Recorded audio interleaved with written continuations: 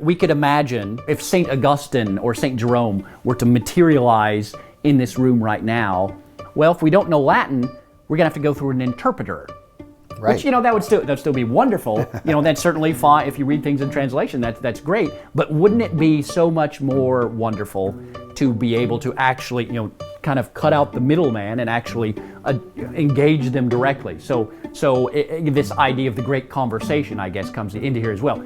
Without Latin, you can still sort of engage in the great conversation, but you're doing it through an interpreter, through secondhand, whereas there's just something about being able to talk to somebody directly. If you and I didn't speak the same language and we were trying to conduct this conversation through an interpreter, it's less direct. It's less personal. Aptate loricam figite o creas, gallium in capite imponite.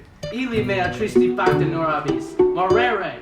One of the things we try to do is really put Latin at the center of the academic aspect of our program. I think for humanities, Latin is a kind of a foundation in much the same way that math is a foundation for the sciences. There's always a danger of kind of getting swept away with the subjective and sort of, just emotive discussions of text, whereas, if you put Latin at the center, you're making clear that, no, we're actually dealing with something real with its own rules that have to be acknowledged and respected. Definitely. So it requires more from the student. There's more rigor demanded to not only learn the language, but to encounter a text written in a classical language like Greek or Latin. I think that probably cuts some of the emotional, feely, touchy-feely stuff that you're talking about when you're encountering great ideas and great books. Mm-hmm. It sets a standard. It sets a standard, yes. And it's also, I think Latin is also key as all languages, I think, are sort of intertwined with the question of identity. And I think Latin is integral to our identity as Christians. Christ was incarnated during the time of the Roman Empire. Latin was everywhere, even in Judea. If we want to connect to that time, we have to be willing to make the effort to learn a little bit of Latin. As I often say, it would having a Christian school where we don't address Latin, it would be as if imagining a Jewish school where they don't bother with Hebrew. Like, no, if you're serious about your tradition, this is something that you're going to invest in. So it is as much about forming the soul, if you're talking about the spiritual path, as it is about training and forming the mind. Yes. And isn't a good education a holistic endeavor that involves really the mind, the will, the soul, and even the body? Well, what makes a great book? Well, the two things I can think of off the top of my head is subject matter and then the quality of the treatment. It's got to be about something that is timeless, and it's got to be treated with great skill and great artistry. Absolutely, yes. I think Samuel Johnson said in his preface to Shakespeare, well, someone asked him what makes a great book, and he said, well, length of duration and continuance of esteem. We really haven't been able to see what are the great works of today. Whereas, if you look back, you look back 1,000 years, well, what are people still talking about after all these generations? Yeah, a short answer would be, well, they've spoken to more people. Mm-hmm. They continue to speak. Yes. To generation after generation. So there must be something in them that is worth our attention. Right. There's something sort of moral and spiritual about approaching a great book. Realizing that if it's changed other lives, how can it change mine?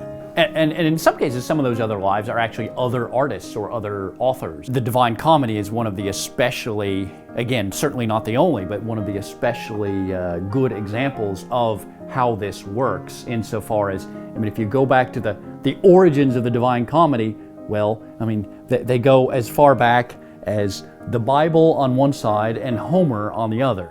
And then later artists, whether it's Rodin with, I didn't know this until just a few years back that the origins of the thinker come from Rodin considering Dante, considering the Inferno, and then obviously Michelangelo's Last Judgment, And then some of the great musicians. Franz Liszt inspired to compose his own musical pieces dealing with the Inferno and Purgatorio and then Paradiso. And they're beautiful. I mean, they're beautiful. So people across time inspiring each other, which, I mean, that's what tradition is about. Unfortunately, I think in the modern mindset, there's an assumption, chamber, isn't it? that tradition is a prison, that you're kind of just locked into it, as opposed to no, what it actually amounts to is people inspiring other people across time. There's something liberating about reading these great books and entering into that tradition of conversation, of ideas. And these are the ideas that can save us, right? These are the most important ideas. Generally, it wouldn't be a great book if it didn't have them, but ideas about how we should live our lives, about what justice is, what truth is, which is the aim of education, right? Mm-hmm. To what Plato said, to sort of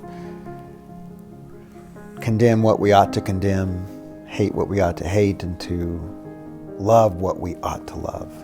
Absolutely. As creatures, we owe to God, just through the sense of justice, we owe to God our homage.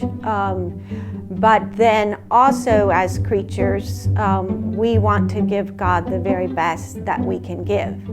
And rather than to speak our prayers, to be able to sing our prayers is really what we want to be able to give to the children, that they can sing their praise to God. So my name is Amy Zuberbuehler. I am the director of the Ward Center of San Antonio. Mrs. Ward wanted children to be able to play with notes the same way they play with colors, that they are so comfortable with the scale that they will pick up whichever note and be able to play with those notes just the same way that they would pick up different paints or crayons and create a picture.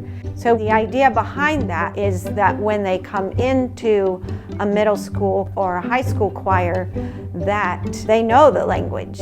So you are just presenting them with an introit in mode 4 or a piece by Palestrina, and it is not something that they struggle with because they have been taught that language, and so it's just a matter of giving them the pitch, and they can read on their own, figure out the rhythm themselves, figure out the intervals themselves. That's truly where, for the children and for the conductor or for the teacher, it's such a pleasure to teach at that point, and it's such a joy for the children to learn because they have had all the foundation that you're just simply presenting them with new works of art that they can then very easily read and sing for the glory of God. It's something that we want to bring back to Catholic families and to become again a regular part of the culture of a Catholic school, and then the children can bring that home to their families. They can bring it into the churches and be singing congregations.